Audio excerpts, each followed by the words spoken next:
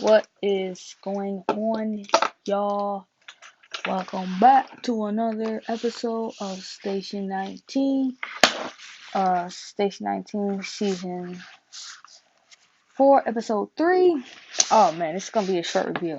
I feel like they gave us a filling episode to kind of get back into where we were at.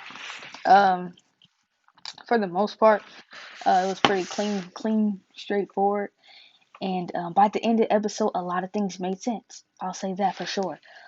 So we start off with Bishop and um, DeLuca. I can never remember Karina. So Maya and Karina, we started with them. They move into together, and you know, Maya's all freaked out about it and everything. And I'm like, okay, why is she freaked out about this? And then as time goes on, we see. Then we get Jack and his little family that he's made for himself. And like, dude really looks so skinny.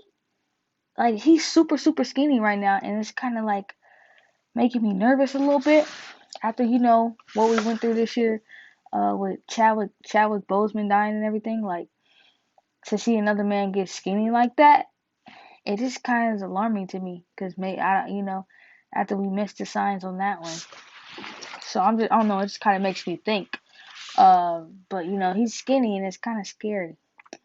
Uh, Robert has his disciplinary hearing, which is what most of this episode is actually even about.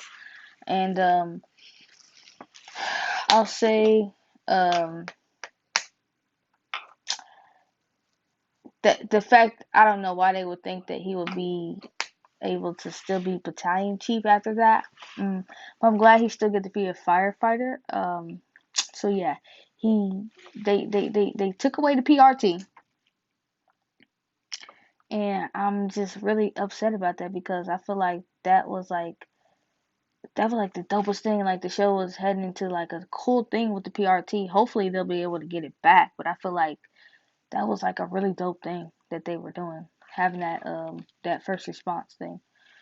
That makes me wonder what Warren's storyline will be next. Like, will he go back to fighting fires and being paramedic, or will he go like on that? There was like another special paramedic thing that he was training for. So I wonder if he'll go and do that now instead. I can't remember what it's called.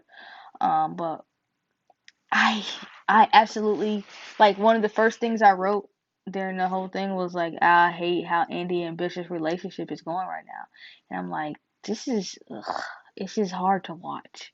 It's hard to watch them be mad and angry at each other, and so I'm glad that we got a resolve from that. And by the end of that, it completely made sense. It completely made 100% sense about like why Maya felt the way she felt at the beginning of the episode when she was in there and Karina had made her breakfast and everything. Because Andy was like, "Look, I messed up. My family, we didn't talk about stuff, and you, um, family dinners for you were bad because that's where the bad things happen to you. So it all makes sense to me now. Um, but it's just like I need their relationship to come back.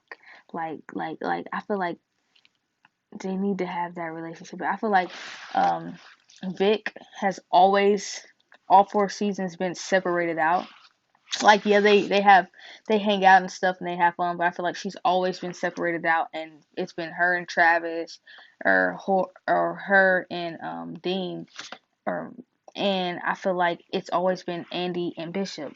And I feel like that was kind of missing for Andy, where she had somebody else that she could lean on besides her dad and Ryan. So it's kind of like that was Bishop was her other person, and I'm like she was missing that this whole time, and I feel like Bishop did a lot of shady things. First of all, she slept with her ex fiance. Number one, even though I love Jack and Maya as a couple, I feel like they should be together forever. Uh, I she screwed the pooch on that one. That was very selfish, and then she went back behind her back and took her job. So she did some very selfish things. So yeah, she has a lot to apologize for. But in the end, they talk about it and then they make up, and Andy agrees to move in with Bishop, move back into the with Bishop, and everything like that. So it's kind of like, okay, well, hopefully we'll see a little bit better, chemistry and things. But can I just say one more time? I think this is the last time I'm gonna say this because I know I've said this like every episode this far, which has only been 3 episodes. But I freaking love Maya's hair. Like, I don't know. It's like it gives her. It's like a whole different like I feel like when she had the longer hair, it was just always just straight back, and there was this like this hair she has now is giving me life. Like it's just the bob cut, the like short, like it's giving me freaking life right now. I don't know why. So I feel like it gives her more energy, a more it kind of explains how she's developing into the person that she is. Like her hair before was all just like, I gotta do things this way, gotta do it that way. We can't do it this way. This is how it's gonna be, and that's that. This new hair is just giving her like she's having more fun. She's bubbly. She has what's the word? She has dang. I can't think of the word. I can't think of the word, but y'all know what I'm talking about. Like, I feel like she's just so much more energetic and like she's happy, and she's got a great sense of humor. She got a good character now. Like it's just, I think y'all know the word I'm trying to say. Put it in the comments if you know what I'm saying. But yeah, like I feel like this whole look, everybody's look gives them a different vibe, and that's something that I just literally had to think about while I'm sitting here thinking about it. Like, yo, her hair through the first 3 seasons was all stiff and like her personality, and this hair is like all bubbly. Like she's changing. Like you know how they always say when you go through a breakup, a woman cut her hair. That stuff is true. I've done it. But like I feel like yeah, it's just giving her a whole new vibe. I spent enough time talking about her hair. Um Other than that, I cannot wait to see next week. See, Gibson, he has these high morals where he does not forgive. He's very stubborn and he lives by the book. And it's one thing I like about Dean. He's very much like that. Um And next week he's going to get into it with Battalion. Well, he's not the Battalion. He's going to get into it with Sullivan next week. And my thing about that is, since they're equals now because he's been put back down to a regular old firefighter, um, we'll see how that goes. Um, Dixon's back, and he's going to be working at the police. Yeah, that's stupid. Uh, do you think? Do y'all think that they'll make another spinoff with the cop show? I feel like we're headed in that direction. I really feel like we're headed in that direction. But we haven't seen much about Cop since Ryan left. Why did he leave the show? I want to know why he left the show. Because there's no way they wanted 2 people to die off in last year. Like, he's just like one person a season. So, like, it's a reason why he left the show.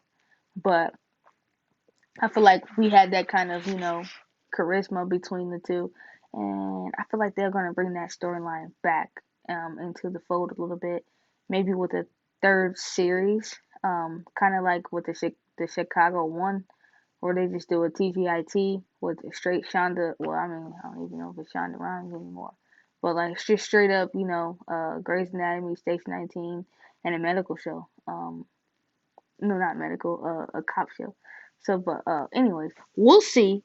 Other than that, that's all I have to say about this episode, and I will see you guys in the next video for Grey's Anatomy. And catch me here next week. Please don't forget to like, comment, subscribe, dislike, leave a bad comment, whatever you want to do. I'm here for it, and I will see you guys next week. Thank you for watching.